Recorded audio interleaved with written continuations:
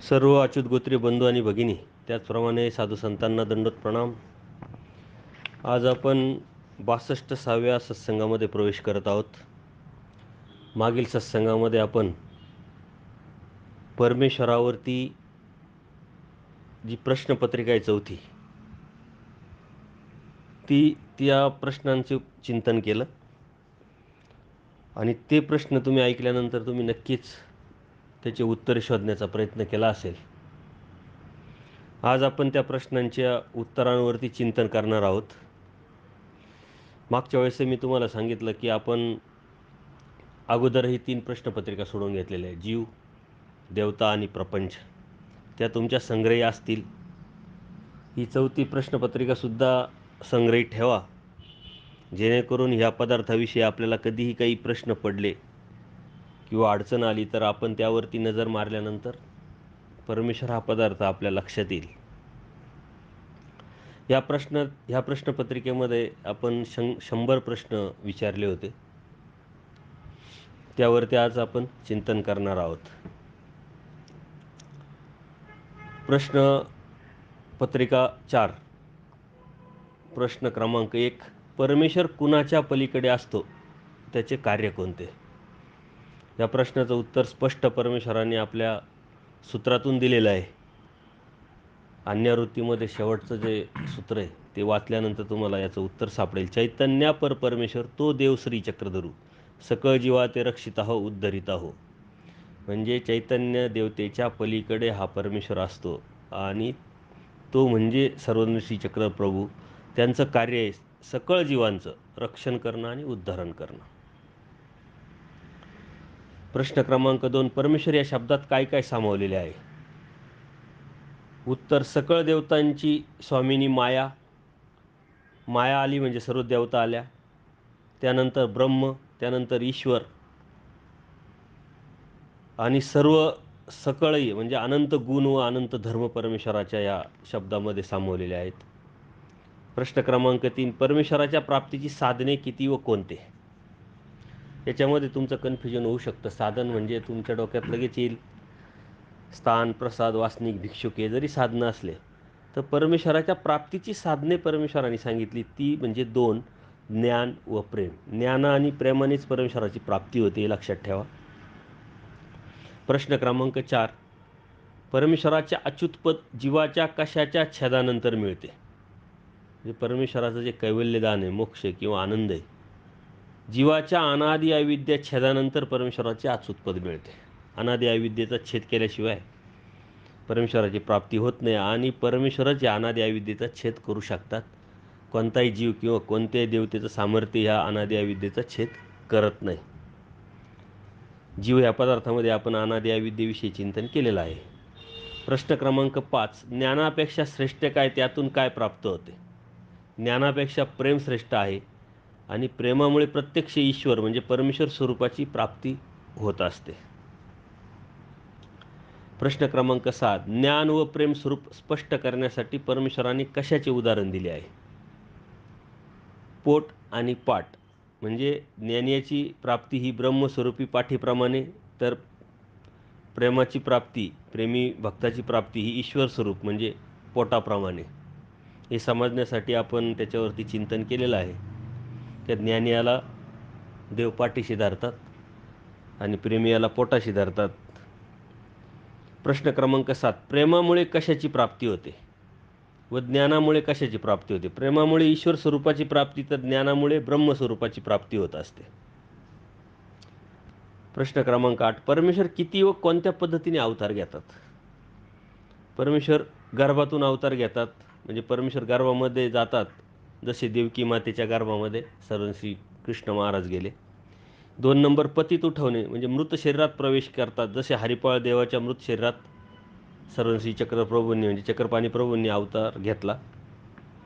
दवडणे, ज्या गर्भात जीव आहे त्यास काढून स्वतः प्रवेश परमेश्वर करतात, म्हणजे जसे गोविंद प्रभू महाराज. अशा 3च पद्धतीनं परमेश्वर गर्भातून, पतित उठवणे आणि दवडण्यातून अवतार घेतात. मात्र या व्यतिरिक्त देवतेचा जो आहे, या तिन्ही याच्यातून देवता तर अवतार घेतात, पण रचूनसुद्धा एक अवतार घेतात. म्हणजे त्यावरती आपण सत्संगामध्ये चिंतन केलेलं आहे. प्रश्न क्रमांक 9, ज्ञानी भक्ताला व प्रेमी भक्ताला परमेश्वराच्या कशाची अपेक्षा असते? दोन्ही भक्ताला परमेश्वराच्या प्राप्तीची म्हणजेच अच्युत पदाचीच व कैवल्याचीच अपेक्षा असते. ज्ञानी भक्तालाही परमेश्वरच हवा आहे, त्याचं अच्युत पदच हवं आहे, कैवल्यदानच हवं आहे आणि प्रेमी भक्तालाही तेच हवं आहे. त्यामुळे त्यांच्या दोन्ही प्राप्तीचे जे अपेक्षा आहे सारख्याच आहे. प्रश्न क्रमांक 10, परमेश्वराने चैतन्याच्या पलीकडे कोणते अच्युत पद सांगितलेले आहे? परमेश्वर स्पष्ट विचार मालिकेतल्या 81व्या सूत्रामध्ये सांगतात की चैतन्यापूर्व परमेश्वर पाविजे तो अच्युत पद बोलीचे. चैतन्याच्या पलीकडे जो परमेश्वर आहे तो जर प्राप्त झाला तर त्यालाच अच्युत पद म्हणतात. त्याच्या व्यतिरिक्त अच्युत पद दुसरं काही नाही. परमेश्वराचा म्हणजे प्रश्न क्रमांक 11, परमेश्वराचा ज्ञान व प्रेम वेगळे सांगण्याचा उद्देश काय? जर प्राप्ती एकच आहे तर उद्देश काय? तर परमेश्वर न्यायिक असल्याकारणाने प्रेमी भक्तावरती अन्याय होऊ नये यासाठी प्राप्ती वेगळी आहे. परंतु जरी प्राप्ती वेगळी असली तरी परमेश्वराचं ते अच्युत पदच आहे. प्रश्न क्रमांक 12, ज्ञानी व प्रेमी भक्ताची यापैकी कोणाचे पद च्युत की अच्युत? दोघांचे पद अच्युतच आहे. दोघेही आनंदालाच पात्र होतात. प्रश्न क्रमांक 13, परमेश्वराच्या अवताराचे प्रकार किती व कोणते? म्हणजे परमेश्वराच्या अवताराचे प्रकार ते 5 आहे. एक परदृश्य अवतार, अवरदृश्य अवतार आणि उभयदृश्य अवतार. हे तिन्ही व्यतिरिक्त चौथा आहे पराच्छादनीचा अवरदृश्य अवतार आणि 5वा अवर आच्छादनीचा परदृश्य अवतार. आता याच्यामध्ये आपलं कन्फ्युजन होऊ शकतं की पर आणि आवर आणि आच्छादनीच्या याच्यामध्ये नेमका फरक काय? तर पर म्हणजे देवतेच्या पलीकडं, आवर म्हणजे परमेश्वराच्या अलीकडं आणि आच्छादनी जरी अलीकडं आणि पलीकडचा जरी अवतार असला तर त्यामध्ये मात्र ती प्रवृत्ती असते आणि सर्व शक्ती असतेच. परंतु परमेश्वराच्या खावणीनं किंवा परमेश्वराच्या कडेनी आच्छादन करून उभयदृश्य अवतार आणि अवरदृश्य अवतार असे अवतार होतात. म्हणून त्याला आच्छादनीचा परदृश्य व आच्छादनीचा अवरदृश्य म्हणतात. प्रश्न क्रमांक 14, ब्रह्माला धर्मशून्य व धर्मरहित का म्हटले आहे? आता इथं ब्रह्म म्हणजे कोणतं आहे तुम्हाला माहीत असेल. ब्रह्म म्हणजे श्रेष्ठ स्वरूप, परमेश्वराचं स्वरूप. ब्रह्माच्या ठिकाणी स्वरूपांग धर्म असले तरी शक्तिरूप धर्म नाहीत. स्वरूपांग म्हणजे स्वतःच्याच अंगी परमेश्वराचे ब्रह्माच्या ठिकाणी सर्व धर्म आहे पण शक्तिरूप नाही आहे. ब्रह्माला व्यक्त होता येत नाही म्हणून त्याला ब्रह्माला धर्माचे कार्य परमेश्वरामार्फतच ब्रह्म करत असते आणि म्हणून त्या अर्थाने धर्मशून्य व धर्मरहित असं म्हटलं आहे. ते आपण सत्संगामध्ये चिंतन केलेलं आहे. प्रश्न क्रमांक 15, ब्रह्म किती व कोणकोणते?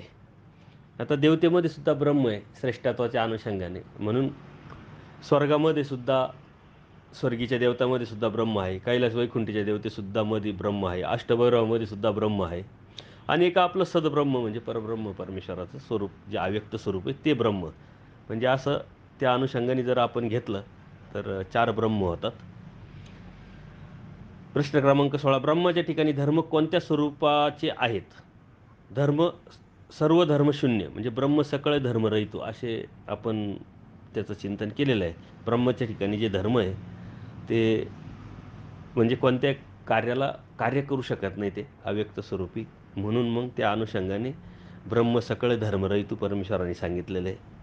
ब्रह्म आपल्या धर्माचे कार्य कोणाच्या मार्फत करत असते? कार्य तर होतं पण मग कोणाच्या मार्फत? स्वतः नाही करू शकत. तर ब्रह्म आपल्या धर्माचे जे कार्य ईश्वर स्वरूपाच्या मार्फत करत असते. म्हणजे आपण सत्संगामध्ये चिंतन केलेलं आहे की परमेश्वराच्या ठिकाणी म्हणजे व्यक्त होण्याची शक्ती आहे ते ब्रह्माच्या ठिकाणी नाही आहे. म्हणून ब्रह्म परमेश्वराच्या मार्फत व्यक्त होतं अप्रत्यक्षरित्या आणि कार्य करतं. प्रश्न क्रमांक 18, परमेश्वराचे स्वरूप सामर्थ्य किती? अनंतपट आहे. सांग कृष्णा. अनंतपट. अनंतपट म्हणजे परमेश्वराचे जे स्वरूप आहे ते असं 10-10 पटीत बसत नाही. आपण म्हणतो ना कर्मभूमीची देवतेपेक्षा 10 पट वरची देवता. तर 10-10 पटीमध्ये सर्व देवता येतात. परंतु चैतन्य देवतेपर्यंत हा नियम लागतो. चैतन्य देवतासुद्धा अनंतपट आहे. त्याच्या पलीकडं परमेश्वर आहे म्हणून तो अनंतपट आहे. अनंत ब्रह्मांडांना परमेश्वर व्यापून आहे आणि म्हणून अनंतपट आहे. त्या 10 पटीत चैतन्य देवता पण बसत नाही आणि परमेश्वर पण बसत नाही. परमेश्वराच्या त्रंश अंशात कोणाकोणाचे स्वरूप अंतर्भूत आहे व त्यास कोणता परमेश्वर म्हणतात? त्रंश स्वरूपामध्ये काय काय आहे आणि त्याला परमेश्वराच्या त्या अंशाला काय म्हणतात?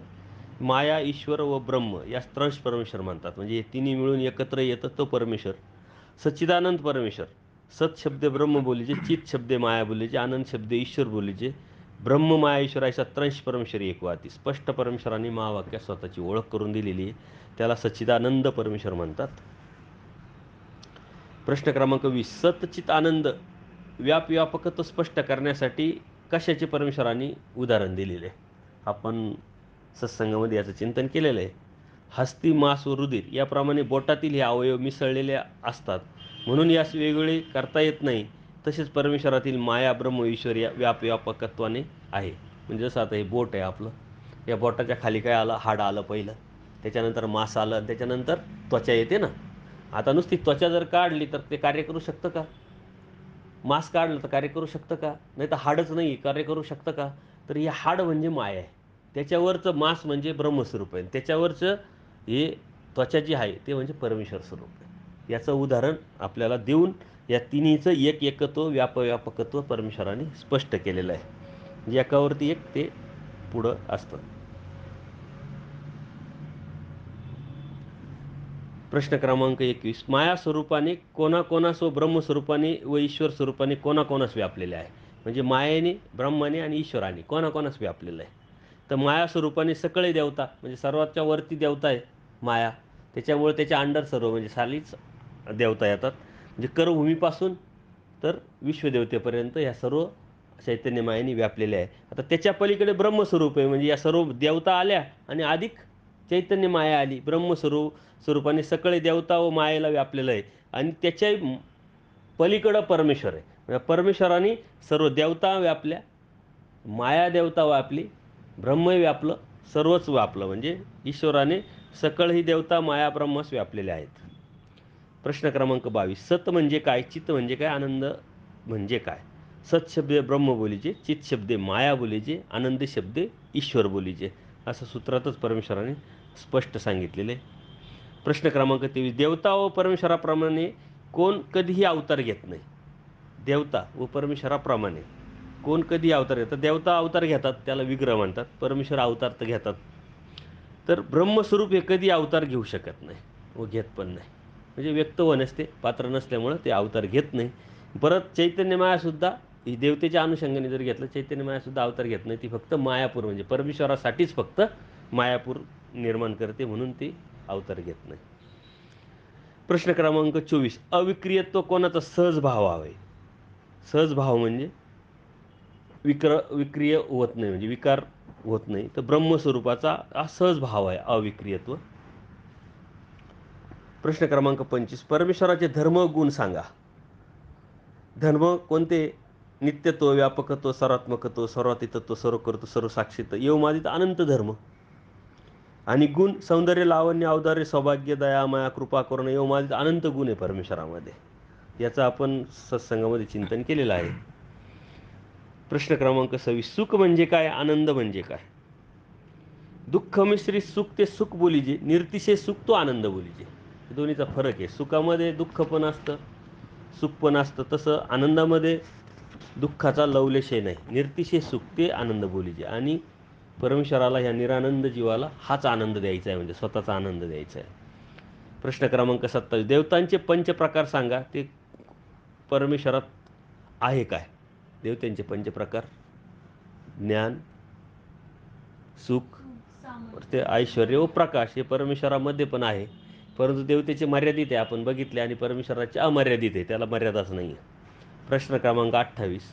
आणि याच्यामुळंच कन्फ्युजन झालं. आपण जेव्हा मूळ सृष्टीमध्ये परमेश्वराने आपल्याला मायेच्या तमी भागातून काढलं, तर आपल्याला देवतेकडे ज्ञान, सुख, सामर्थ्य, ऐश्वर्य, प्रकाश दिसले आणि परमेश्वराकडे दिसले. त्यातला नेमका फरक न कळल्यामुळं आपण विकल्पाला गेलो आणि आपण नरक योनीमध्ये गेलो. परंतु आता ज्ञानाने शाब्दरूप ज्ञानाने आपल्याला कळालं की बाबा देवतेच्या ज्ञान, सुख, सामर्थ्य, ऐश्वर्य, प्रकाश आणि परमेश्वराचे ज्ञान, सुख, ऐश्वर्य, प्रकाश याच्यामध्ये नेमका फरक काय? प्रश्न क्रमांक 28. परमेश्वराच्या शक्तीत काय काय येते? चेतनाशक्ती म्हणजे सकळे देवता, सर्व देवता ह्या परमेश्वराच्या. जड शक्ती म्हणजे गुण, धर्म, ज्ञान, विज्ञान हे जड शक्तीमध्ये येतात. प्रश्न क्रमांक 29. परमेश्वराच्या शक्तीचे प्रकार सांगा. त्या शक्तीत काय काय येते? परमेश्वराच्या शक्तीचे 2 प्रकार आहे: चेतनाशक्ती, सकळे देवता; जडाशक्ती, गुणधर्म, ज्ञान, विज्ञान. प्रश्न दोन्ही सारखेच आहे, फक्त थोडासा डिफरंट आहे. प्रश्न क्रमांक 30. परमेश्वर ब्रह्मांडाचे कार्य कोणामार्फत करतात? परमेश्वर सकळही व्यापार आहे, तो कोणामार्फत करतात? माया ईश्वरीचे प्रथमकरण, विचार मालिकेतलं 112वं सूत्र आहे. आणि आद्यशक्ती माया म्हणजे विचार मालिकेतले 157 सूत्र आहे. तर सकळही देवतेच्या मार्फत परमेश्वर ह्या सृष्टीचा व्यापार करतात. या चराचर सृष्टीचा अध्यक्ष परमेश्वर आहे आणि त्याच्या अध्यक्षतेखाली ही चराचर सृष्टी चालू आहे. प्रश्न क्रमांक 31. परमेश्वराने जाणविल्यास त्यांच्या किती व कोणत्या प्रवृत्ती देवतांना जाणू शकतात? उत्पत्ती म्हणजे संसरण, स्थिती आणि संहार. ह्या कोणालाही देवतेला समजत नाही. परमेश्वराने संहार कधी केला, संसरण कधी केलं, सृष्टी कशी चालवली, परंतु त्यांच्याकडे ते स्ट्रक्चर दिलेलं आहे. जर परमेश्वराने त्यांना जाणवलं तर त्यांना कळू शकतं की संसरण झालं, संहार झाला, जे बी आहे ते. अन्यथा देवतेला कळत नाही. म्हणजे प्रवृत्ती परमेश्वराने जाणवलं तर त्या देवतेला कळतं, नाही तर कळत पण नाही. प्रश्न क्रमांक 32. देवता शक्ती जीवाच्या व परमेश्वराच्या ठिकाणी कशा प्रकारे असतात?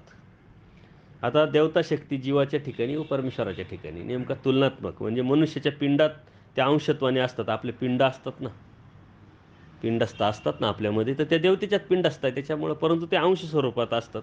ईश्वरी संपूर्ण शक्ती, जीव अंशता शक्ती, उदाहरणातलं 11वं सूत्र आहे.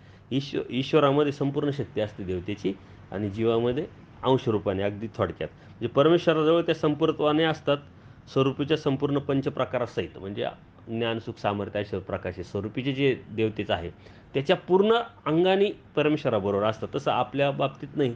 जीवाच्या बाबतीत पिंडस्थाच्या रूपाने, मळाच्या रूपाने, अगदी अंशरूपाने असतात. प्रश्न क्रमांक 33. परमेश्वराच्या चेतन शक्ती व जडाशक्तीत काय काय येते? आता चेतन शक्ती सकळही देवता चेतन शक्तीमध्ये येतात आणि जडाशक्तीमध्ये गुणधर्म, ज्ञान, विज्ञान.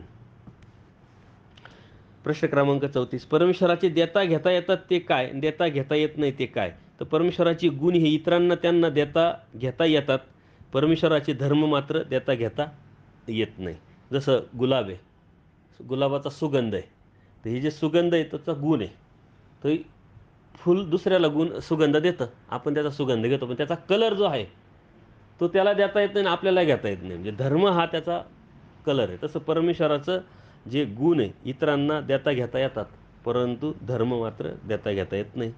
गुण आणि धर्म आपण वरती बघितले की गुण कशाला म्हणतात आणि धर्म कशाला म्हणतात.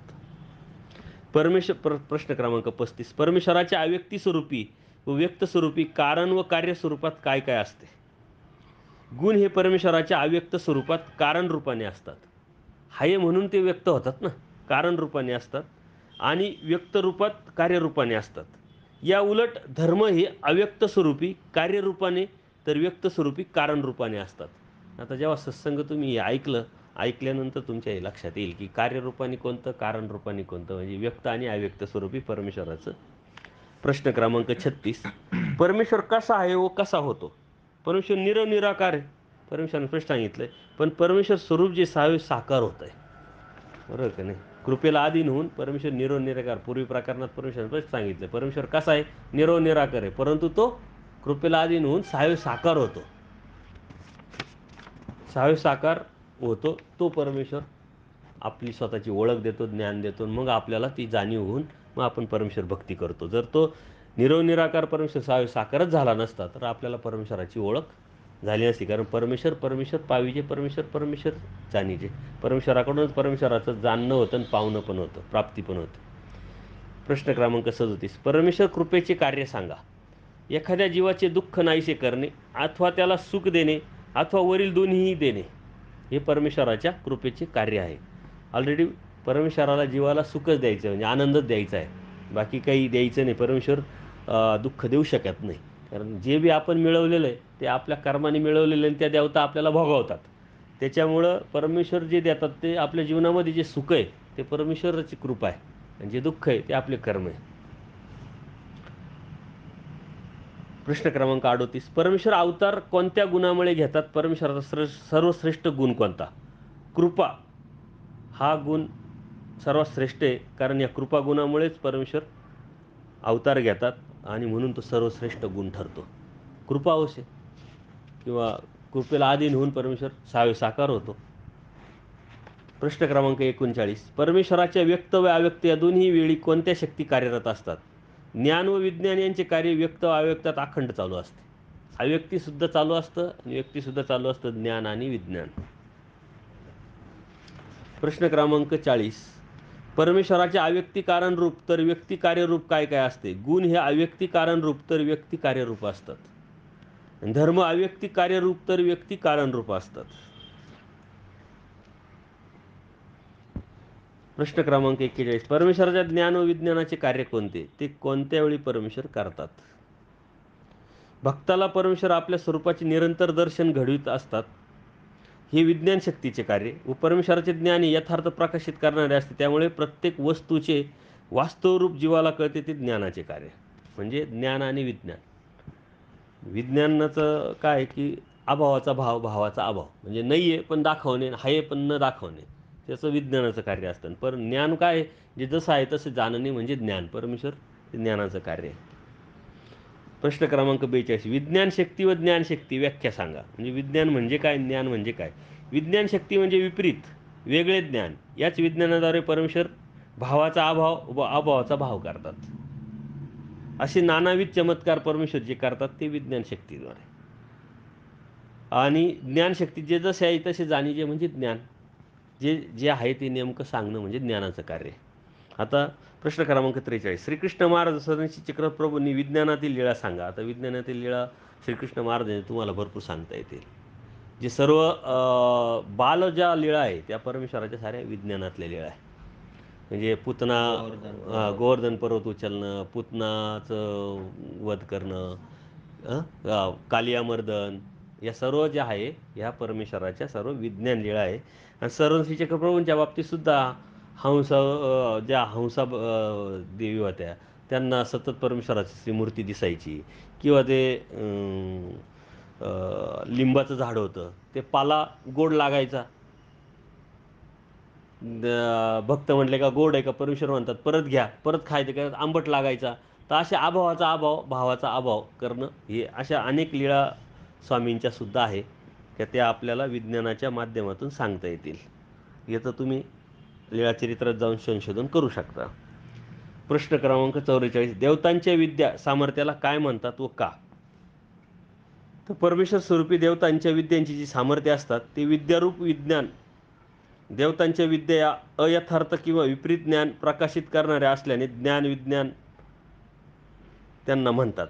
म्हणजे देवतांच्या ज्या विद्या आहे त्या विपरीत विद्यारूप, विपरीत म्हणजे वेगळ्या अभाव रूप असल्यामुळं त्याला त्या ज्ञानविज्ञान म्हणतात. प्रश्न क्रमांक 45. परमेश्वराची भक्ती करणारे लोक किती व कोणकोणते? दुःखी, म्हणजे दुःख घालवण्यासाठी, आपल्या जीवनाचं दुःख आहे ते कमी व्हावं म्हणून परमेश्वराची भक्ती करणारे असतात. गरीब लोक आहे, पैसे मिळावे, दृष्टपर जे आहे ते, काहीतरी मला धन मिळावं. अज्ञानी लोक आहे ज्ञानप्राप्तीसाठी. आणि ज्ञानी निष्काम भावाने अहेतुक सेवेसाठी. म्हणजे ज्ञानी भक्त परमेश्वरात मात्र सर्वात प्रिय आहे. आणि असे 4 प्रकारे आता: दुःखी, गरीब आणि अज्ञानी व ज्ञानी. प्रश्न क्रमांक 46. परमेश्वराची दाने किती व कोणती? परमेश्वर जे दान देतात त्याचं चार दाने, ते लीळादान, ग्रहणादान, कैवल्यदान व संबंधदान, असे 4 दानाद्वारे परमेश्वर.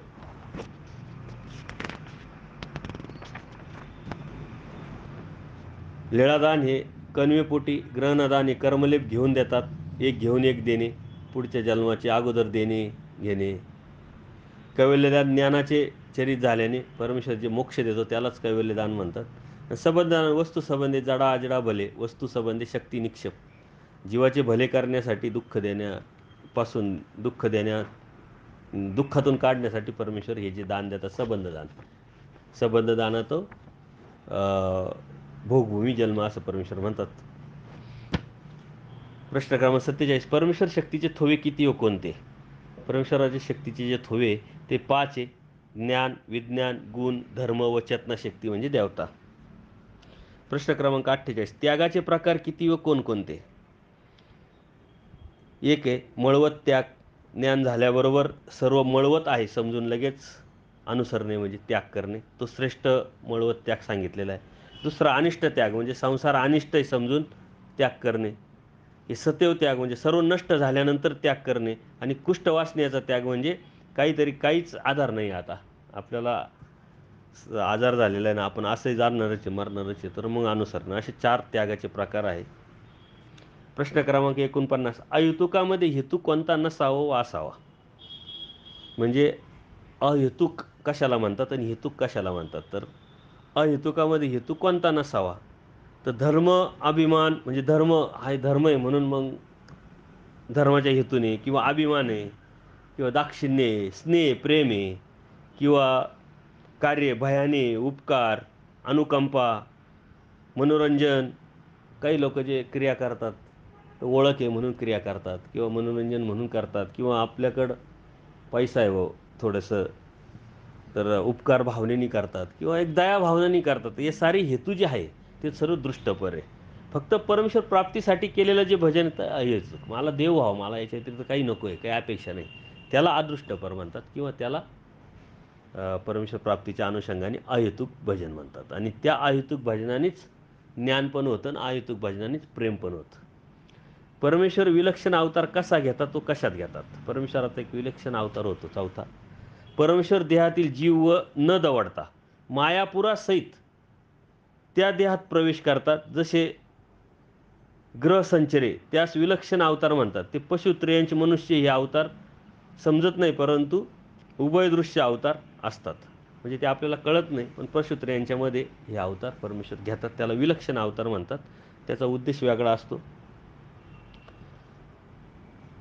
प्रश्न क्रमांक 51, परमेश्वराला अनुसरलेले महिला भक्त व पुरुष भक्तांची नावे सांगा. म्हणजे परमेश्वर ज्या सन्निधानातले भक्त, हां, महिला आहे, बाईसा आहे, आऊसा आहे, साधाईसा आहे, आबाईसा आहे, शांताबाईसा आहे, खी गुई आहे, पोमाईसा आहे, असे ज्या 6 स्त्रिया आहे का ज्या परमेश्वराच्या समोर परमेश्वराला अनुसरले. पुरुष आहे, आचार्य नागदेव आहे, माईम भट आहे, नाथोबा आहे, संतोष आहे, काकोस आहे, अवधूत भट आहे, भांडारेकार आहे, माधव भट आहे, ज्यांना प्रेम दिलं परमेश्वराने ते.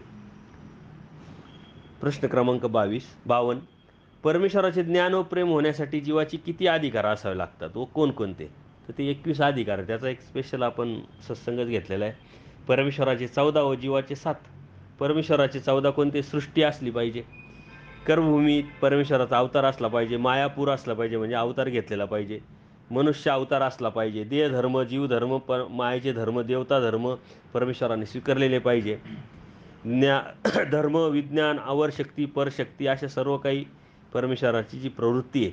जीवाचे कर्मभूमी, मनुष्यत्व, युक्तत्व, कर्माधिकार, ज्ञानाधिकार, देहाधिकार आणि मूळाधिकार, असे 13 हे असे 21 परमेश्वराचे 14 आणि जीवाचे 7 असे 21 अधिकारात जर ते सर्व बसलं तर परमेश्वराची प्राप्ती जीवाला होऊ शकते. मनुष्यदेह होण्याचे प्रकार किती व कोणते? 13 प्रकार आहे मनुष्यदेह होण्याचे. भजनातव, वरातव, शापातव, युगीचा धर्म, परत युगी हिनावला, वरील युगीचा आचार, खालील युगीचा वरील युगी आचार, परत भेद व अभेदवादावरती प्रतिती, कर्मवादावरती प्रतिती, संबंध दानातव, लीळा दानातव, विपरीत वेदातव व विज्ञानातव, अशा प्रकारे 13 प्रकारे मनुष्यदेह जीवाला होत असतात. हे आपण बघितलं एका सत्संगामध्ये.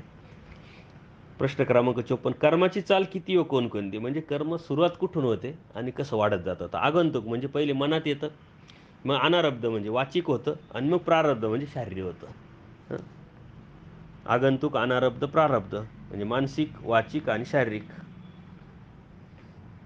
प्रश्न क्रमांक 55, कर्मभोग किती पर्यायाने भोगले जातात व कोणकोणत्या?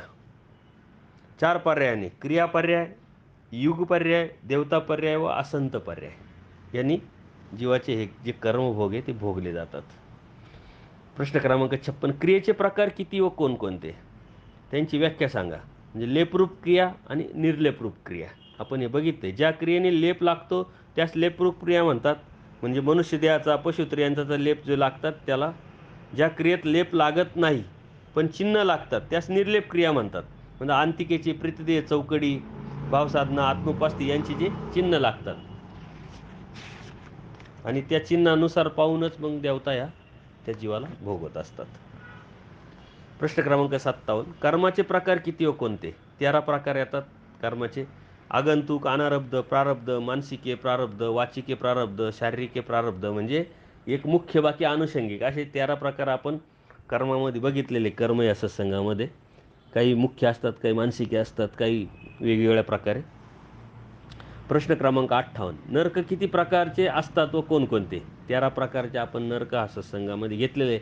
आंतिक, प्रेतदेह, ग्रहत्व 8, रौरव, चौकडी, जडत्व, चलद्रूप, पशुप्राणी, मुंगी, चावल्याचं दुःख त्यांना सतत असतं. मनुष्याचे अंतकरण दुखावल्याने चलद्रूपाचं नरक लागतं. आणि स्थावराचं आपण चलद्रूप मारलं म्हणजे आपल्याकडून काही प्राणी मारले गेले तर ते स्थावराचं म्हणजे वृक्ष, वेली, तर त्यांना मुंगळा चावल्या इतकं दुःख कंटिन्यू असतं. चलद्रूपाच्या हननाने स्थावर व स्थावराच्या हननाने चौकडीची पुरवणी होते.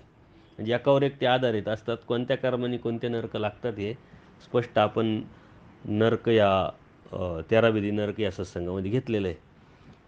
प्रश्न क्रमांक 59, चौपदार्थ कोणते? त्याचे कार्य, कारण, स्वरूप, लक्षण सांगा. चौपदार्थ जीव, देवता, प्रपंच व परमेश्वर.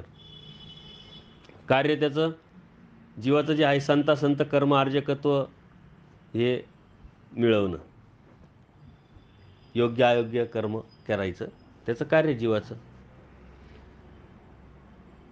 प्रश्न क्रमांक 60, बोध नसताना त्याग करणारे जीव किती प्रकारचे व कोणते? 9 प्रकार त्याच्यात. त्रासाचे म्हणजे त्रास होतो म्हणून अनुसरण, दुकाळीचे म्हणजे दुष्काळ पडला, भयाभेन म्हणजे भीती आहे, नरकाची भीती, आप्ताचं वाक्य कोणीतरी आपलं म्हणतंय म्हणून अनुसरण, देखोविखी अरे चांगलं आहे पाहून, किंवा सवेल्व म्हणजे मित्रामुळे आप्ता म्हणून, वेदातव कीर्तीचा व नवस जाप्य, नवस वगैरे केलेला आहे. कोणी म्हणतं ना अरे मी या आजारातून निघालो मग मी अनुसरण करेल, मग त्यांनी एक प्रकारे नवस केला. तर त्या पद्धतीनं असे बोध नसतो त्यांना, परंतु ते अनुसरतात पण पुढं जाऊन त्यांना ती चाल तयार होते. प्रश्न क्रमांक 61, विधीचे प्रकार किती व कोणते? 2 प्रकार असतात. नित्यविधी, तर ते नित्यविधी आटन, विजन, भिक्षा, भोजन, स्मरण, प्रसाद, सेवा, निद्रा ह्या नित्यविधी असतात. आणि निमित्तविधी म्हणजे संघ, सांगात, भेट, शुश्रूषा. प्रश्न क्रमांक 62, युगे किती व कोणकोणते? त्यातील जीवाचे आयुर्मान सांगा. कृतयुग, कृतयुगामध्ये 1,00,000 वर्षाचं आयुष्य, त्रेतायुग 10,000 वर्षाचं आयुष्य, द्वापारयुग 1,000 वर्षाचं आयुष्य आणि कलियुग 100 वर्षाचं आयुष्य. प्रश्न क्रमांक 63, परमेश्वर कशा कशात अवतार घेतात? जीवामध्ये, देवतामध्ये, पशुत्र यांच्यामध्ये, देवकच्छ होती, मच्छ होती, ते सूत्र तुम्हाला माहीतच आहे. तर याच्यामध्ये परमेश्वर अवतार घेतात. प्रश्न क्रमांक 64, युगानुरूप धर्म व अधर्म व प्राप्ती सांगा. म्हणजे आता जागे युग धर्मामध्ये आपण गेला का त्याच्यात म्हणजे करतं युग. कृतयुगामध्ये धर्माची प्राप्ती, चैतन्य प्राप्ती, अधर्म, खालील युगी जन्म. त्रेतायुगामध्ये धर्म, कैलास, वैकुंठाची प्राप्ती आणि अधर्म, खालील युगी जन्म. द्वापारयुगात धर्म, स्वर्ग प्राप्ती, अधर्म, खालील युगी जन्म. आणि कलियुगामध्ये अंतराळ म्हणजे उत्तमाला अंतराळ प्राप्तीचे फळ, मध्यमाला अष्टदेवनीचे आणि कनिष्ठाला आधुनिक प्राप्तीचे फळ. प्रश्न क्रमांक 65, सृष्टी निर्मितीचे प्रयोजन सांगा. ती कुणी व केव्हा निर्माण केली? जीवास आनंद देणे, ते देण्यासाठी परमेश्वराच्या प्रवृत्तीने मायेने सृष्टीची रचना केली. प्रश्न क्रमांक 66, मूळ सृष्टी कोणती व किती? त्यानंतरची सृष्टी तिचं नाव सांगा.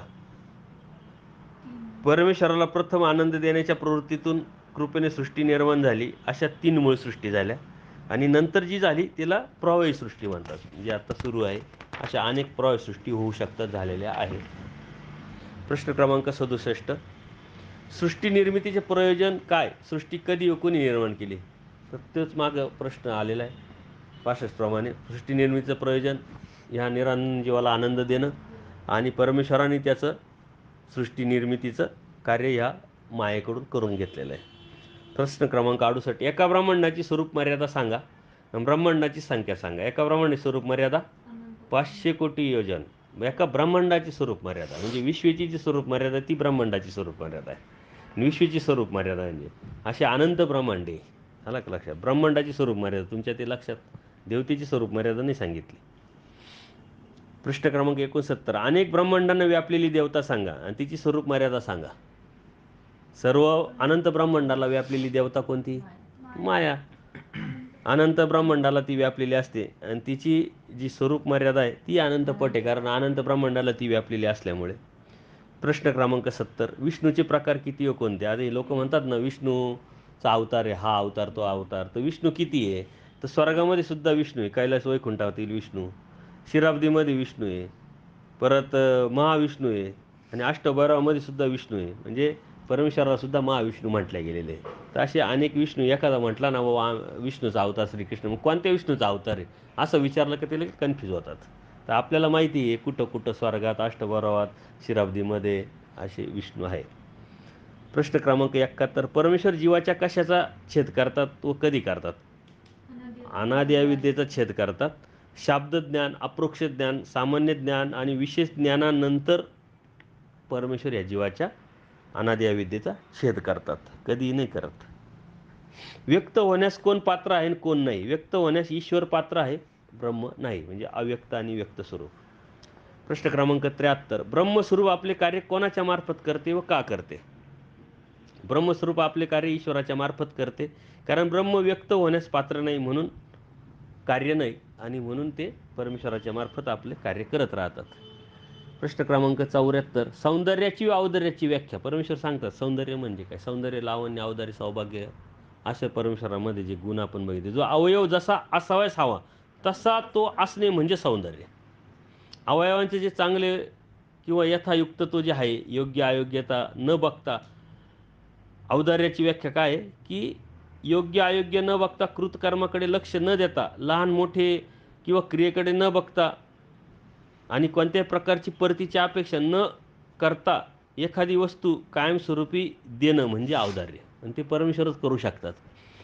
जीवाकडे नजर टाकल्याबरोबर परमेश्वराला लगेच येतं की मायेच्या तमिभागापासून हा जीव निघाल्यापासून याचे किती जन्म झाले, कुठं कुठं गेला आणि काय काय कर्म केले, पण परमेश्वर ते विसरतात आणि तरी त्याला देतात. त्यांनी देव का न देव हे परमेश्वरच करू शकतात फक्त. परमेश्वराचे प्रश्न क्रमांक 75, भूतभजनाचे पात्र किती व कोणकोणते? भूतभजनाचे 21 पात्र आहे. स्त्रियांचे अवतार पशु पक्षी कच्छ मच्छ, मनुष्य अवतार आहे वेडा पिसा मुकायुक्त, देवता अवतार आहे इंद्र ब्रह्म शेषादित व अवरदृश्य अवतार, असे 21 पात्रे या भूतभजनाच्या पात्राने ज्ञान होतं. आयतुक भूतभजन ज्ञानाप्रती साधन, परमेश्वराचं सूत्र आहे स्पष्ट. परमेश्वराचे ज्ञान व प्रेम कशाने होते? अहेतुक भूतभजन ज्ञानाप्रती साधन, अहेतुक मायापूर भजन प्रेमप्रती साधन. तर अहेतुक भजन जर घडलं तर ज्ञान होतं आणि प्रेम पण होत असतं. प्रश्न क्रमांक 77, एखाद्या जीवाचे दुःख नाहीसे करणे, जीवास सुख देणे अथवा दोन्हीही करणे हे परमेश्वर कोणत्या गुणामुळे करतात? सर्वश्रेष्ठ गुण कोणता परमेश्वराचा? आत्ताच आपण बघितलं. कशाने परमेश्वर व्यक्त होता? हां, कृपा गुणामुळे परमेश्वर हे करतात, कारण सर्वश्रेष्ठ गुण आहे. प्रश्न क्रमांक 78, सन्निधान म्हणजे काय आणि असन्निधान म्हणजे? आपण म्हणतो ना आता असन्निधान आहे, असन्निधान आहे. तर परमेश्वराचे दृश्यत्व म्हणजे दृश्य स्वरूप परमेश्वराचं दिसणं स्पष्ट, त्याला सन्निधान, आणि अदृश्य स्वरूप असणं म्हणजे असन्निधान. आजही परमेश्वर आहे, नाही असं आपण म्हणू शकतो का? परमेश्वर आहे, फक्त दृश्य स्वरूपात नाही, आपल्याला दिसत नाही, म्हणून आपण म्हणतो असन्निधान. बाकी सन्निधान तर परमेश्वराने स्पष्ट सांगितलंय. असन्निधानी तळमळ आणि आज्ञा प्रतिपालन करणे, त्याला सन्निधानच म्हणायचं आहे. आणि जर सन्निधानात असून आज्ञा प्रतिपालन करत नसेल, तळमळ नसेल, तर तो त्याच्यासाठी ते असन्निधानच आहे. त्या सन्निधान आजही आहे आणि म्हणून आपण हे सर्व क्रिया करतो, त्याला महत्त्व आहे. जर आपण असन्निधान आहे असं समजून उपकार दाखवणं, भावक्रिया करणं, स्मरण करणं, तर त्याला काय अर्थ नाही. परमेश्वर आहे म्हणून आपण केल्यानंतर, प्रार्थना केल्यानंतर परमेश्वर स्वीकारू शकतात. परमेश्वर नसल्यावर कसा स्वीकाराल? तर म्हणून सन्निधानच आहे, असन्निधान असं कधी म्हणायचं नाही. प्रश्न क्रमांक 79, परमेश्वर अनार्जित दाता कोणत्या गुणामुळे ठरतो? आता जो शेवटचा जो श्रेष्ठ गुण आहे परमेश्वराचा, कृपा गुणामुळे अनार्जित दाता. अनार्जित दाता म्हणजे काय? की जे आपण अर्जन केलं नाही, आपण मिळवलेलं नाही आहे, तरी परमेश्वर आपल्याला ते देऊ शकतात. म्हणजे आपल्या प्रार्थनेमध्ये जर तेवढे भाव आणि तेवढं श्रेष्ठत्व जर असेल, तर आपल्या नशिबात आपण मिळवलेलं नाही. जर सुदामानी काय केलं आहे, भीक मागणे किंवा भिक्षा मागणे, त्याच्यावर जगणे हेच त्याच्या कर्मात लिहिलेलं होतं. पण त्याची प्रार्थना, त्याची निष्ठा, अनन्य भाव, परमेश्वराने त्याला सोन्याची नगरी देऊन टाकली. त्याला अनर्जित दाता म्हणतात. तसे देवता नाही.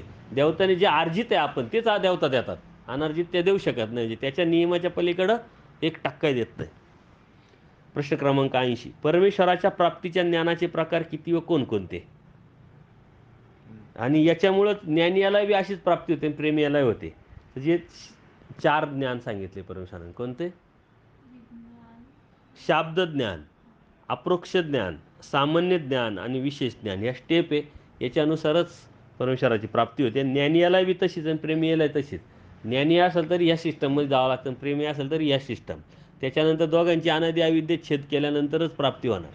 असं काही नाही का बा प्रेमी याला वेगळं, पण फक्त प्रेमी याला परमेश्वर करून घेतात आणि ज्ञानी याला करावं लागतं, हे आपण सांगितलं. त्याच्यासाठी एक उदाहरण मी देत असतो की जसं दोन डोंगर आहे, एका डोंगरावरून दुसऱ्या डोंगरावर जायचं आहे, पण त्यांच्यामध्ये खूप मोठी जंगल आहे, नद्या आहे, खूप मोठे हिंस्र प्राणी वगैरे सर्व आहे.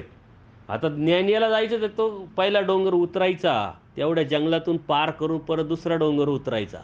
आणि प्रेमिया कसा आहे की ह्या डोंगरावरून त्या डोंगरावर डायरेक्ट हेलिकॉप्टरने जाणार, म्हणजे त्याला हा त्रास नाही किंवा एवढे, पण तो परमेश्वर स्वतः करणार. अशा पद्धतीनं ज्ञानी आणि प्रेमामध्ये फरक आहे. म्हणून देवाचं बी कड आहे की या जीवानी प्रेमच मिळवावं. प्रश्न क्रमांक 81, नित्यविधी व निमित्तविधी सांगा. नित्यविधी आटन, विजन, भिक्षा, भोजन, स्मरण, प्रसाद, सेवा, निद्रा. मागे हा प्रश्न आला. निमित्तविधी संघ, सांगात, भेट, शुश्रूषा. प्रश्न क्रमांक 82, आपण परमेश्वराच्या आता सन्निधानात की असन्निधानात? सन्निधानात. कारण परमेश्वराच्या वचनाच्या म्हणजे आज्ञेच्या प्रतिपालन जर केलं तर आपण सन्निधानातच आहोत, आणि आज्ञा नाही प्रतिपालन केली तर मग असन्निधान. मग त्याला परमेश्वर दृश्य असो किंवा अदृश्य असो याला काही अर्थ नाही. प्रश्न क्रमांक 83, कर्मराटीच्या व दैवराटीच्या जीवाची देह अभिमानी देवता कोणत्या? ज्या देवतेचा लेप ती देह अभिमानी असते. प्रत्येक जीवाची एक देह अभिमानी असते. कर्मराटीच्या प्रत्येक जीवास देवता या देह अभिमानीने असते. तर दैवराटीच्या जीवाची देह अभिमानीनी ओळखणी माया असते. तर कर्मराटीच्या जीव देवता दैवराटीत जो आला तर त्या देवतेची ओळखणी देह अभिमानी असते. म्हणजे त्याच देवतेची जी ओळखणी माया आहे, म्हणजे दैवराटीमध्ये ज्या ओळखणी माया कार्य करतात त्याच देवतेची ओळखणी माया दैवराटीतल्या जीवासाठी होते. नाही तर कर्मराटीमध्ये प्रत्येक देवता वेगळी असते प्रत्येक जीवाची. तोच कर्मराटीतला जीव म्हणजे अन्य लोक आहे, त्यांना बोध झाला आणि परमेश्वरात उपदेश घेतला त्यांनी, म्हणजे दैवराटीत आले ते. तर ती देवता जी होती कर्मराटीतली त्याच देवतेची जी ओळखणी आहे ती इकडं देह अभिमानीनी होते. प्रश्न क्रमांक 84, कर्मराटीचा जीव दैवराटीत आला तर त्याची देह अभिमानी देवता कोणती असते? तर ती ओळखणी, त्याच अगोदरची देवता तिचीच ओळखणी इकडं देह अभिमानी असते. प्रश्न क्रमांक 85, संलग्न कोण, त्याचे कार्य सांगा. संलग्न कोणाचा अंश आहे? मायेचा. मायेचा जीवात चिकटलेला जो अंश आहे त्याला संलग्न म्हणतात. त्याचे कार्य जीवात चेष्टकत्व करणे. आगंतुकाचे अनारब्ध, अनारब्धाचे प्रारब्ध करणारा, चेष्टकत्व करणारा हा मायेचा एक विभाग आहे, त्याला संलग्न म्हणतात. कर्मराटीमध्ये हा संलग्न जो आहे तो पुढे असतो कर्मराटीमध्ये, म्हणून त्यांची कर्माची गोष्ट ते एवढे विचार करत नाही. दैवराटीत तुम्ही जितकं धर्म सांभाळाल त्या पद्धतीनं मग तो हा संलग्न पाठीमागे जातो, तो आपल्याला चेष्टा करतो, करत नाही. या संलग्नामुळेच लोक चुकीचे कर्म करतात. आणि हा जो संलग्न आहे मायेच्या तमविभागात होतो आपण पहिल्या मूळ सृष्टीच्या अगोदर, तेव्हापासून जो संलग्न आहे तोच प्राप्तीपर्यंत राहणार आहे, तो बदलत नाही. मग आपण कोणत्याही कर्मफळामध्ये जावं, कुत्र्या हो, मांजर हो, डुक्कर हो, स्थावरात जावं, कोणते नरक भोगो, किती जीवामध्ये जन्माला येऊ आपण, नर तोच संलग्न राहतो प्राप्तीपर्यंत. मग अनादि अविद्येचा छेद केल्यानंतर आपल्याला परमेश्वराची प्राप्ती होते आणि हा संलग्न मायेच्या विभागातला तो मायेला त्याला बी मग त्या पद्धतीने प्राप्ती भेटते. प्रश्न क्रमांक 86, दैवराटीचे पुरुष भेद सांगा. म्हणजे दैवराटीतले कसे कोणते कोणते पुरुष येतात? सर्वात अगोदर दर्शनीय, म्हणजे काही बोध नसतो, उपदेश नसतो, पण दर्शन घेण्यासाठी येतात काही लोक. चला एक आहे की नाही, आपल्याबरोबर आलेलं राहतं, तो दर्शनीय. मग वेदवंत, आवड निर्माण होते, मार्गाची आवड असते, स्थानाची आवड असते, याच्याबरोबर मित्र गेले, कोणी आपल्याबरोबर नातेवाईक आले, मग त्याला बोध होतो. म्हणजे बोधवंत, म्हणजे जीवदेवता प्रपंच आणि परमेश्वर आणि देवतेतला परमेश्वरातला फरक समजणं म्हणजे बोधवंत. त्याच्यानंतर तो ज्ञानीय होतो, त्याला चार पदार्थाचं जसं आहे तसं कार्यकारण स्वरूप लक्षण कळतं, तो ज्ञानीय.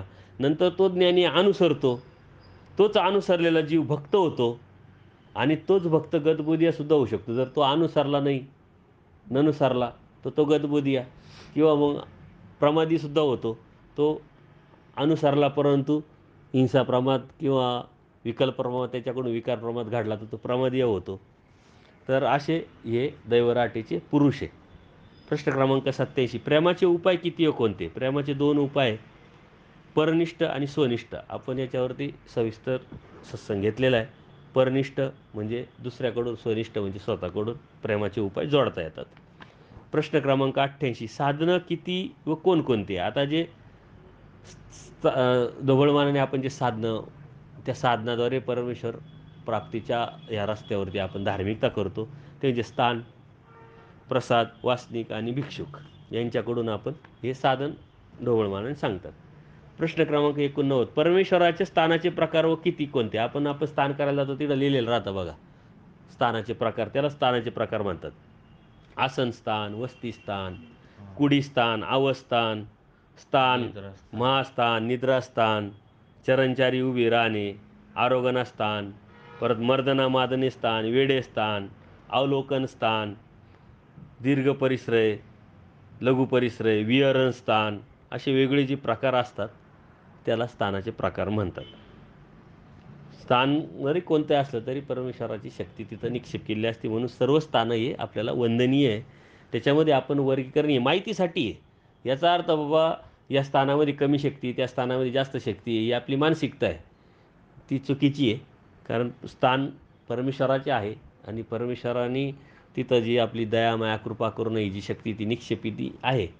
त्याच्यामुळं आपण असं वर्गीकरण करू नये की महास्थान आणि मग तिथं गेल्यावरच आपल्याला नवस फेडला जाईल किंवा तिथं जाऊन विडा वाहणं हे चुकीचं आहे. ही आपली मानसिकता अज्ञान आहे, अन्यथा ज्ञान आहे. प्रश्न क्रमांक 90, संहाराचे प्रकार किती व कोणकोणते? महासंहार कधी होतो? तर संहाराचे प्रकार आहे अवांतर सार, युगांतीचा सार आणि महासार. आता समग्र जीवांना ज्ञानपाळी जेव्हा फिरते, एकही जीव ज्ञानपाळी फिरण्यासाठी शिल्लक नाही राहिला त्यावेळेस महासार होतो. परमेश्वर मायेला सृष्टी संहाराची प्रवृत्ती जाणवितात आणि त्यावेळेस तर एक जरी जीव असला का जो ज्ञानी भक्ती ज्याला 4 पदार्थ कळतंय, समजतंय किंवा त्याची अजून वेळ आली नाही किंवा त्याची पाळी आली नाही त्या सृष्टीमध्ये, तरी संहार परमेश्वर करत नाही. असे अनंत जीव हे कंटिन्यू कार्य चालतं. महासार कधी होतो की एकही जीव आता ज्ञान देण्यासाठी शिल्लक नाही आहे आणि ज्ञानी पण नाही आहे, असा कोणता जीव नसेल तरच सृष्टीचा सार होतो. आता अवांतर सार, युगांतीचा सार आपण एका सत्संगामध्ये घेणारच आहोत. सर्व श्रीचक्र प्रश्न क्रमांक 91, सर्वज्ञ श्रीचक्र प्रभू हेच श्रीकृष्ण महाराज आहे, याचे किती प्रमाण आपल्याला लीळेंमधून देता येतील? ना अन्य माणसाला जेव्हा आपण बोलतो की श्रीकृष्ण महाराज हे श्रीचक्र स्वामी आहे, तर आपल्याला ते सांगता आलं पाहिजे. मग आपल्या अमरावतीची लीळा सांगता आली पाहिजे. औसा देवीला परमेश्वर स्पष्ट सांगते, साचोकार श्रीकृष्ण आता तुम्हाला आम्ही मार्ग दाखवणार आहे, तुम्ही या मूर्त्या वगैरे फेकून द्या, आहे की नाही. परत मेहकरला स्वामी श्रीकृष्ण महाराज स्वामी श्रीचक्रधरांनी गोकुळाष्टमीच्या दिवशी श्रीकृष्ण महाराजांचं बालस्वरूप दाखवलं, म्हणजे तेच श्रीकृष्ण म्हणून दाखवलं ना. किंवा परत परमेश्वर स्पष्ट सांगतात की जे गोपाल मंत्राचा जो भेद आहे श्रीकृष्ण महाराज आणि रुक्मिणी देवी आणि आम्हीच जाणतो, सारंग पंडिताला सांगतात. याचा अर्थ काय? श्रीकृष्ण महाराज आणि रुक्मिणी माहिती आहे आणि स्वतः म्हणताय का आम्ही जाणतो, याचा अर्थ ते श्रीकृष्ण महाराज आहे. अशा कितीतरी लीळा आहे का ते आपल्याला वेगळ्या काढून आपण अन्य लोकांना सांगू शकतो. जसे हे लोक सांगतात विष्णूचाच अवतार राम, रामाचाच अवतार श्रीकृष्ण, पण प्रमाण त्यांना काहीच देता येत नाही. तसं आपल्याकडं प्रमाण पाहिजे की स्वामी श्री चक्रधर हे श्रीकृष्ण महाराज कसे, तर याचं प्रमाण आपल्याला लीळेमधून देता आलं पाहिजे. त्याच्यासाठी तुम्ही सर्व जे ह्या ज्या लीळा आहे वेगळ्या काढा, संग्रही करा आणि याच्यावरती आपण एक सत्संग वेगळा घेतलेला आहे गोकुळाष्टमीच्या निमित्ताने, त्याच्यात आपण ह्या लीळा सर्व कव्हर केलेल्या आहे. प्रश्न क्रमांक 92, प्रेमी भक्ताचा परमेश्वर कशाचा उच्छेद करतात? उच्छेद करतात म्हणजे काढून टाकतात. विकार, विकल्प, स्वभाव. जो प्रेमी भक्त आहे त्याच्यामध्ये विकार राहत नाही, विकल्प राहत नाही आणि स्वभाव राहत नाही. जशा बाईसा, त्यांना स्वभावाचा त्रास नाही. स्वभाव म्हणजे अष्टस्वभाव, मलमूत्र, खाणं पिणं आपलं जे आहे त्याचा त्रास राहत नाही प्रेमी भक्ताला. विकल्प कोणाविषयी मनात ते येणार नाही त्यांचं, छू तू छोटं मोठं. आणि विकार तो पण राहत नाही प्रेमी भक्ताला. त्याचा उच्छेद परमेश्वर प्रेम दिल्याबरोबर त्याचा उच्छेद होऊन जातो. तसं ज्ञानी भक्ताचं नसतं, त्याच्याकडे सर्वच असतं आणि त्याला त्याचीच भीती असते. म्हणून ते तुम्हाला उदाहरण दिलं, त्याला जंगलातून, पाण्यातून, हिंस्रप्रश्नापासून वाचायचं आहे. म्हणजेच ह्या स्वभावापासून, या विकारापासून, या विकल्पापासून वाचून मग त्याला परमेश्वराची प्राप्ती करायची आहे. प्रश्न क्रमांक 93, दुःखाचे प्रकार किती व कोणकोणते? निर्वेद म्हणजे आपण अनंत जन्मात पापे केली त्याची क्षमा मागणे, निर्वेद. अनुताप, या जन्मात जे अनंत पापे आपण क्षणोक्षणी पावलोपावली करतो त्याची क्षमा मागणे. आणि अनुशोच, या जन्माच्या पुढे आपल्या हातून कळत नकळत कितीतरी पापे घडणार आहे, ते घडू नये म्हणून प्रार्थना. आणि आर्त, याच जन्मात परमेश्वराची प्राप्ती झाली पाहिजे अशी आर्तता असली पाहिजे. परमेश्वराने सांगितले निर्वेद, अनुताप, अनुशोच, आर्त, अशा पद्धतीनं आपण केलं पाहिजे परमेश्वराची भक्ती. प्रश्न क्रमांक 94, विग्रह कशास म्हटले आहे ते कशातून होतात? देवताच्या अवतारास विग्रह म्हणतात. ते अव्यक्तातून होतात, म्हणजे ब्रह्मांडातून त्या होत नाही किंवा विग्रहातून विग्रह होत नाही. म्हणजे एका अवतारापासून देवतेचा अवतार होत नाही. तसं परमेश्वराचं वेगळं आहे. परमेश्वर अवतारापासून अवतार घेतात. असे अनंत अवतार परमेश्वर घेऊ शकतात. अव्यक्तातूनही होतात, व्यक्तातूनही होतात, परमेश्वराच्या व्यक्तातून व्यक्त होतात, असे कितीतरी. परमेश्वराला कोणत्याही प्रकारची मर्यादा नाही. तसे देवतेला मर्यादा आहे. देवता ज्या अव्यक्तातून ब्रह्मांडास्था होतात, ब्रह्मांडास्थातून ब्रह्मांडा होत नाही, पिंडास्थातून पिंडास्था होत नाही किंवा विग्रहातून विग्रह होत नाही. याला लिमिटेशन आहे. प्रश्न क्रमांक 95, जीवास बोध व बोधशक्ती कोणाकडून होते? एका सृष्टीत जीवास बोध किती वेळा होते? बोध आणि बोधशक्ती परमेश्वराकडूनच. स्पष्ट सांगितलं, परमेश्वराकडून बोध आणि बोधशक्ती होते. पण एका सृष्टीत एका जीवाला एकदाच बोध होतो. म्हणून जर तो दवाडला तर त्याची संधी परत पुढच्या सृष्टीतच. म्हणून ह्या बोधाचा आपण संधी घेतली पाहिजे. जर ती दवडली तर मग अनंत दुःखच दुःख आपल्याला भोगावं लागतील. म्हणून आत्ता नाही तर कधीच नाही, अशा पद्धतीनेच आपण धार्मिकता आणि परमेश्वर प्राप्ती केली पाहिजे, अन्यथा दुःखच दुःख आहे. प्रश्न क्रमांक 96, संन्यास व अनुसरण म्हणजे काय? आता आपण सहजासहजी संन्यासाला अनुसरलेला म्हणतो आणि अनुसरलेला संन्यासी म्हणतो. तर परमेश्वराने स्पष्ट त्याचे दोन्हीचे बी व्याख्या सांगितलं. राग, द्वेष, काम, क्रोध, मद, मत्सर यांचा त्याग म्हणजे संन्यास. आणि अनुसरण म्हणजे काय? येत अधीन होई जे म्हणितले ते की जे ते अनुसरण. म्हणजे काय की अनुसरण्याची पहिली पायरी संन्यास आहे, संन्यासाच्या दुसरी पायरी अनुसरण आहे. सर्वात पहिले म्हणजे आपण प्रॅक्टिस करतोय राग, द्वेष, काम, क्रोध, मद, मत्सर यांचा त्यागाची. आणि मग त्याला कशाचीच अपेक्षा नाही, फक्त देव हवा हीच अपेक्षा. आणि परमेश्वराच्याच अधीन व्हायचं आणि परमेश्वर जो म्हणल तेच करायचं. त्याच्यात पर्याय नाही, कॉम्प्रोमाइज नाही, लवचिकता नाही. परमेश्वर एक आहे परमेश्वर, त्याला अनुसरलेलं म्हणतात. आणि परमेश्वराने स्पष्ट सांगितलं अनुसरल्याचा देव, जो असा अनुसरलेला आहे त्याला मी भेटेल, असं स्पष्ट परमेश्वराने आपल्याला म्हणजे प्रॉमिस केलेलं आहे, वचन केलेलं आहे. प्रश्न क्रमांक 97, स्मरणाचे प्रकार किती व कोणते? चतुर्विध स्मरण, नाम, लीळा, मूर्ती, चेष्टा. आपल्याला स्मरण करतो, पण कसं करायचं आहे? नाम घ्यायचं, लीळा घ्यायच्या, मूर्ती आणि चेष्टा आठवायची. चतुर्विध स्मरण सांगितलंय. मग अवयवक्रम, अवतारक्रम, व्यक्तिक्रम, असे वेगवेगळ्या क्रमाने दिनचर्याक्रम आपण याची बी स्मरण करतो. कशाचं? आपण सकाळ, दुपार, संध्याकाळ जे हे करतो ना, देवपूजा करताना काय करतो आपण? पूजा अवसर. पूजा अवसर कसा आहे? क्रमानुसार आहे. परमेश्वर उठले, मग हे केलं, मग ते केलं, त्याच्यानंतर ते केलं, तर तो क्रमानुसार. तर असंच केलं पाहिजे असंही नाही, फक्त परमेश्वराच्या लीळा आठवलं पाहिजे, नाम आठवलं पाहिजे, क्रमानेच व्हायला पाहिजे. मागं पुढं झालं तरी चालतं, पण स्मरण केलं पाहिजे, एवढं मात्र नक्की. प्रश्न क्रमांक 98, वैराग्य व विरक्तीची व्याख्या सांगा. या मूत्र फलोपभोग विरागो वैराग्यम. हे वैराग्याची परमेश्वराने आचारातल्या 34व्या सूत्रामध्ये स्पष्ट सांगितले की या मूत्र म्हणजे इथलं पण, देवतेचं पण, परमेश्वराच्या बी याचं कशाची अपेक्षा न ठेवणं. कशाचीच अपेक्षा नाही, कोणत्याच फळाची अपेक्षा नाही, त्याला वैराग्य म्हणतात. आणि ही लोकांचे दुःख, देवता, फळाचे सुख किंवा यांच्यावरून ज्या मनुष्याचे मन उठले तो वैरागी मनुष्य समजावा. म्हणजे त्याला कशाचीच अपेक्षा नाही. आणि खरूच खाजविना तो विरक्त. विरक्ताची व्याख्या सांगितली. तो इतका त्याच्यावर संयम आहे, त्याचा नियम आहे. नियमन त्यांनी एवढं केलेलं आहे का आपण आता खरूच हा आजार आता निघून गेला, पूर्वी व्हायचा तर तो असा विषय होता का तो खाज यायची आणि खाजवल्याशिवाय मनुष्य राहतच नव्हता. पण खरूच जरी त्याला झाली तरी तो खाजवत नाही, तो विरक्त. म्हणजे इतकं त्यातून तो बाहेर पडलेला आहे, कोणत्याही प्रकारची त्याला अभिलाष नाही. प्रश्न क्रमांक 99, परमेश्वर प्राप्तीसाठी जीवाला काय काय करावं लागेल? काय करावं लागेल? पहिले नामधारक, मग वासनिक, मग दीक्षित, मग संन्यासी, मग अनुसरण. सर्वात शेवटी काय? अनुसरण करावं लागेल. अनुसरणाशिवाय परमेश्वर भेटत नाही. आणि तो भेटू शकत नाही. तर ते आपल्या जीवनाचं ध्येय, आपल्या धार्मिकतेचं ध्येय, आपल्या धर्माचं ध्येय असलं पाहिजे, आपल्या भक्तीचं ध्येय अनुसरणच असलं पाहिजे. प्रश्न क्रमांक 100. परमेश्वर प्राप्तीसाठी आपण काय करणार व केव्हा? ते केव्हा करावं लागेल? जसं आपण भौतिक जगामध्ये मग व्यवसाय असेल, शिक्षण असेल, कुटुंब असेल, संसार असेल, याच्यासाठी सारं नियोजन करतो. की ह्या वेळेस हे करायचं आहे, त्यावेळेस ते करायचं आहे, या वर्षात हे घ्यायचं आहे, ते घ्यायचं आहे. याचं सारं नियोजन करतो. तसं आपण परमेश्वर प्राप्तीसाठी काय केलं पाहिजे? तर ते अनुसरणच केलं पाहिजे. हे आपल्याला कळालं आहे. अनुसरणाशिवाय होणार नाही. तर मग त्याचं नियमन, त्याचं नियोजन केलं पाहिजे.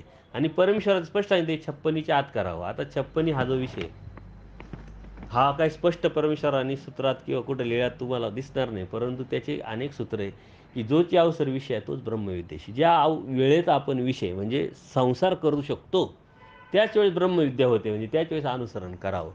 किंवा परमेश्वराने या अवस्था सांगितलेल्या आहे. त्या अवस्था कोणत्या आहे? दंडीदर्शी स्पर्शी कुचमर्दिनी. ह्या अवस्थेतून जायच्या अगोदर आपण आपलं अनुसरण करावं. म्हणजे काय? की आपण म्हणतो ना साठी-नाठी. जसं एखादा गव्हर्नमेंट सर्व्हंट आहे. तो रिटायर व्हायला त्याला बी 58चं वय त्यांनी गव्हर्नमेंटने केलं का 58 झाला का हा रिटायर होईल. तसं हे रिटायरमेंटचे जे वय आहे आपल्या धर्माच्या अनुषंगाने 56 सांगितलेली. 56च्या आत आपण अनुसरण करण्याचा प्रयत्न करा. बरं ठीक आहे, एखाद्याचं 56 उलटून गेली, त्याला माहीत नव्हतं. मग त्याने अनुसरणच करू नये का? करावं. परमेश्वर म्हणतात, एक हात तुटला मग दुसरा हात त्यांनी काय तो बळच तोडावा का? नाही. म्हणजे याचा अर्थ काय? की अनुसरलं जर 56च्या आत नसेल, तर त्याला पुनःसंबंध होत नाही. म्हणजे परमेश्वर प्राप्ती. परंतु 56च्या नंतर जर अनुसरला, त्याला पुनःसंबंध होणार नाही, पण नरक चुकतील. त्याला तो नरकात जाणार नाही. म्हणजे कितीतरी मोठं गिफ्ट परमेश्वर देतात आहे.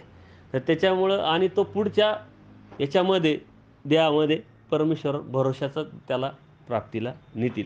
पुनःसंबंध 56च्या आत जर केलं अनुसरण, ते सिद्धीच गेलं, तर परमेश्वराचा पुनःसंबंध भेटू शकतो. आत्ताच या मिनिटात तुम्ही नियोजन केलं तर होऊ शकतं.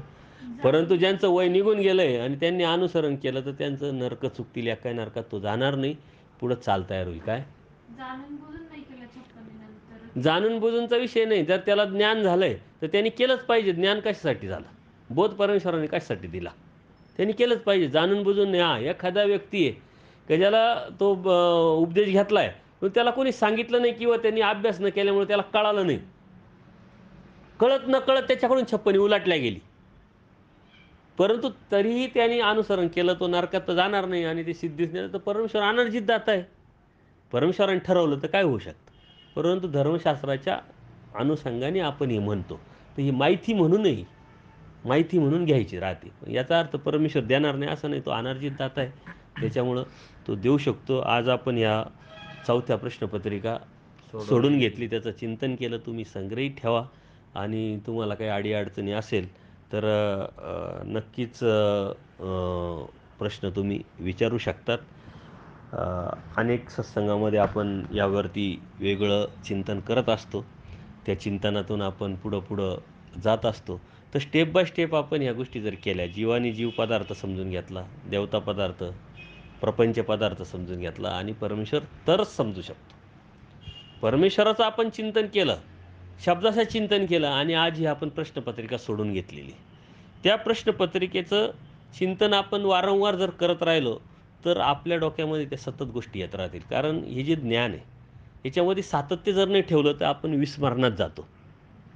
आणि प्रत्येक गोष्टीमध्ये आपल्याला सातत्य ठेवावं लागतं. आपण दररोज जेवण करतो, दररोज अंघोळ करतो, दररोज दात घासतो. आपण असं कधीच करत नाही, की आज दात घासले, चला उद्या नाही घासायचे. मग प्रत्येक गोष्टीत जर सातत्य ठेवलं, तर याच्यातही आपण सातत्य ठेवलं पाहिजे. आता प्रत्येक सत्संग 1-1 तासाचा, एकदा ऐकला, दोनदा ऐकला, तुम्ही परत वारंवार ऐकू शकत नाही. परंतु हे प्रश्नपत्रिकेचे जे सत्संग आहे, जीवाचे 2 सत्संग आहे. म्हणजे कसे? की पहिल्या सत्संगामध्ये प्रश्नपत्रिका सांगितली, दुसऱ्या सत्संगामध्ये उत्तरपत्रिका दिली. तसंच देवतेचं आणि तसंच प्रपंचाचं आणि तसंच परमेश्वराचं. हे सत्संग जरी तुम्ही ऐकले वारंवार, तरी त्या पदार्थाचं चिंतन होत राहील आणि आपल्या बुद्धीमधून आपल्या स्मरणात राहील. आपण विस्मरणात जाणार नाही आणि आपण सावध होऊ. सावध याच्यासाठी व्हायचं आहे, की आपल्याला परमेश्वर प्राप्ती करून घ्यायची आहे. नाहीतर सृष्टीशून्य परमेश्वराने स्पष्ट सांगितलंय, "ननुसरित प्रमादी बोली त्या सृष्टीशून्य होय." सृष्टीशून्य म्हणजे काय? की आपण जे आजपर्यंत परमेश्वर प्राप्तीच्या अनुषंगाने जे केलं, ते वाया जाईल. त्याचा उपयोग होणार नाही. म्हणून ते संस्कार रूपाने जरी राहिले, परंतु जे केलं ते निष्फळ गेलं, वाया गेलं. म्हणजे ज्याच्यासाठी आपण करतोय तेच नाही भेटलं तर त्याचा उपयोग काय? म्हणून सृष्टीशून्य होऊ नये आणि म्हणून आपण याचं चिंतन करण्यासाठी वारंवार या सत्संगाचं स्मरण, चिंतन केलं पाहिजे. आणि आपल्याला खूप मोठं भाग्य आहे की उभयदृश्य अवतार आपल्याला भेटलेला आहे. आचार्य नागदेव स्पष्ट सांगतात की ह्या अवताराकडून जो उद्धारणार नाही तो कोणत्याच अवताराकडून उद्धारणार नाही. कारण का? की उभयदृश्य अवतार आणि ह्या अवताराला जीव उद्धारण्याचं व्यसन. जीव उद्धारण्याचंच व्यसन असल्यामुळं परमेश्वर ह्या जीवाला कळत नकळत निमित्त करून दया, माया, कृपा करून याचं कार्याने या जीवाला घेऊनच जाणार आहे. म्हणजे आपल्याला घेऊनच जाणार आहे. फक्त आपल्याला थोडासा प्रयत्न करायचा आहे. खूप जास्त नाही, थोडासा प्रयत्न. तर आपलं सर्वांचं अनुसरण घडो. आपण प्राप्तीला जाऊ. याच शुभेच्छा. दंडोत प्रणाम, दंडोत प्रणाम, दंडोत प्रणाम.